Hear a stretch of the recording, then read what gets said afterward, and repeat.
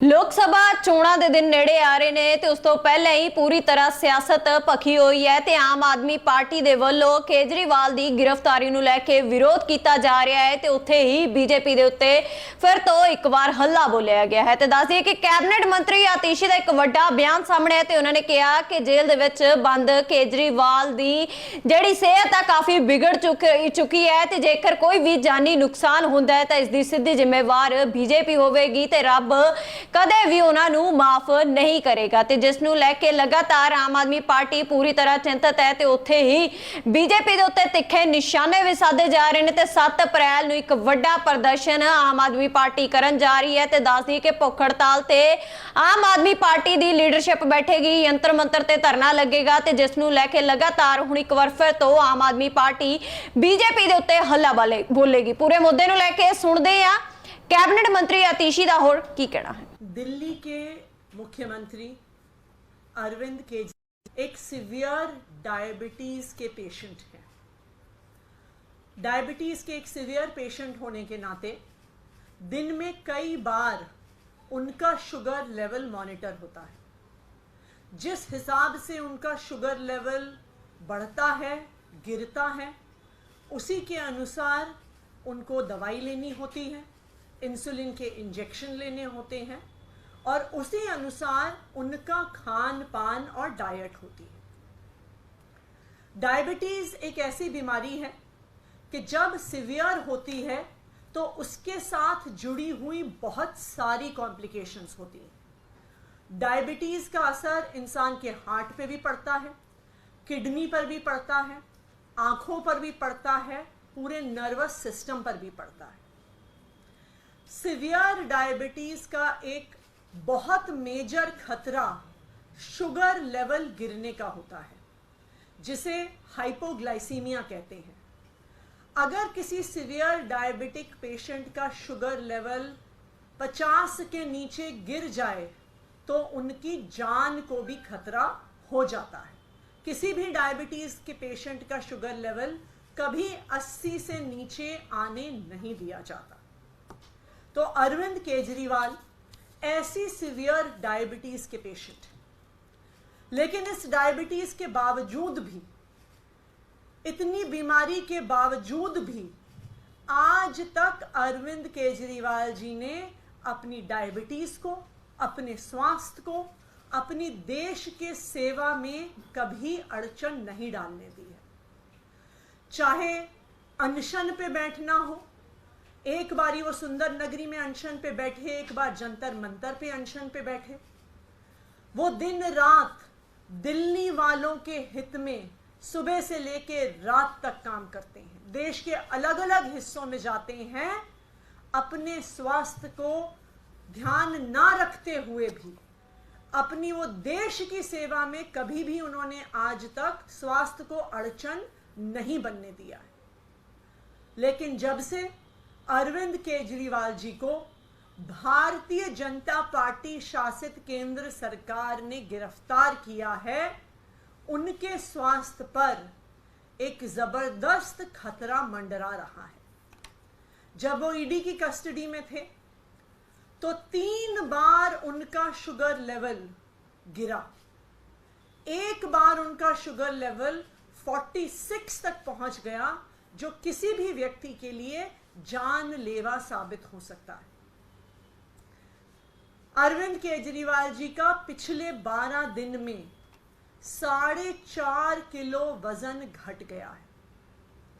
एक डायबिटीज का पेशेंट होते हुए इतने कम समय में इतना ज्यादा वजन घटना कई प्रकार की कॉम्प्लिकेशंस पैदा कर सकता है। आज मैं भारतीय जनता पार्टी को ये कहना चाहती हूं कि पूरा देश आज उन्हें देख रहा है, आज देख रहा है कि किस तरह से भारतीय जनता पार्टी ने झूठे केस लगाकर अरविंद केजरीवाल को जेल में डाल दिया है, जहां आज उनके स्वास्थ्य को खतरा हो रहा है। किसी नॉर्मल व्यक्ति के लिए भी 12 दिन में 4.5 किलो वजन घटना कोई नॉर्मल बात नहीं है। किसी ऐसे व्यक्ति के लिए भी जिसे स्वास्थ्य की समस्याएं नहीं हैं, लेकिन एक सीवियर डायबिटीज के पेशेंट के लिए 12 दिन में 4.5 किलो वजन घटना एक बहुत खतरनाक चीज है। भारतीय जनता पार्टी अरविंद केजरीवाल को कुचलने के लिए, आम आदमी पार्टी को कुचलने के लिए किसी भी हद तक जा सकती है। इसलिए मैं भारतीय जनता पार्टी को यह चेतावनी दे रही हूं कि आज पूरा देश आप पर नजर रख रहा है। अगर हिरासत में अरविंद केजरीवाल के स्वास्थ्य को कुछ हो जाता है तो ये देश आपको माफ नहीं करेगा, यहां तक कि भगवान भी आपको माफ नहीं करेगा, क्योंकि आप इस हद तक गिरे हैं सिर्फ अरविंद केजरीवाल को कुचलने के लिए। Adishi, will your legal team move the courts for Arvind Kejriwal's personal doctors to be attending to him? देखिए, हम उनकी हेल्थ कंडीशन को बहुत क्लोजली मॉनिटर कर रहे हैं, क्योंकि उनकी चाहे जो शुगर लेवल में फ्लक्चुएशन हुआ है, चाहे 4.5 किलो वजन का घटना हो मात्र 12 दिन में, ये एक बहुत गंभीर बात है, ये एक बहुत सीरियस बात है। तो जैसी भी जरूरत होगी लीगल रेमेडीज की, बहुत जल्दी हम लेंगे। मैम, इस पर बिहार प्रशासन का भी निरीक्षण आया। उन्होंने कहा है कि वो बिल्कुल ठीक है और चिंता की कोई बात नहीं है। एक और बात उन्होंने आगे ऐड की, जो उनका वजन 55 किलो था, 55 किलो ही है, शुगर 170 है रैंडम लेवल, और उन्होंने योगा भी किया, सुबह उठकर वॉक भी किया। ये उनकी तरफ से कहा है। देखिए, तिहाड़ का प्रशासन भारतीय जनता पार्टी के IAS IPS अफसर चलाते हैं। आज अरविंद केजरीवाल को झूठे केस में डालने की साजिश भारतीय जनता पार्टी ने करी है। यह जानते हुए करी है कि अरविंद केजरीवाल को सीवियर डायबिटीज है। ईडी ने क्यों मांगी जुडिशियल कस्टडी अरविंद केजरीवाल की? जब उनको गिरफ्तार किया था तो ईडी ने कहा था कि वह पूछताछ करने के लिए गिरफ्तार कर रहे हैं। उन्होंने कहा था कि वो समन्स पर नहीं आए इसलिए गिरफ्तार कर रहे हैं। लेकिन पूछताछ खत्म होने के बाद जुडिशियल कस्टडी मांगने का क्या कारण है? क्या एक sitting chief minister flight risk है कि वो भाग जाएंगे, कि वो गायब हो जाएंगे? बिल्कुल भी नहीं है। लेकिन ये अरविंद केजरीवाल को कुचलने का एक तरीका है। मुझे कोई भी प्रशासन ये बता दे, कोई भी डॉक्टर ये बता दे कि 12 दिन में 4.5 किलो वजन कम होना कोई नॉर्मल चीज है। किसी व्यक्ति जिसको कोई बीमारी नहीं है उसके लिए भी नॉर्मल चीज नहीं है, लेकिन जिसको अक्यूट डायबिटीज है, सीवियर डायबिटीज है, उस व्यक्ति के लिए इसके बहुत सीरियस कॉम्प्लिकेशंस हो सकते हैं। मैम, आप क्या कोर्ट का रुख करेंगे इस मामले को लेकर? लीगल कोई हम बिल्कुल आज अपने वकीलों से बात करेंगे। आज हाई कोर्ट में वैसे भी अरविंद केजरीवाल जी की गिरफ्तारी को चैलेंज करने की हमारी पिटीशन लगी हुई है।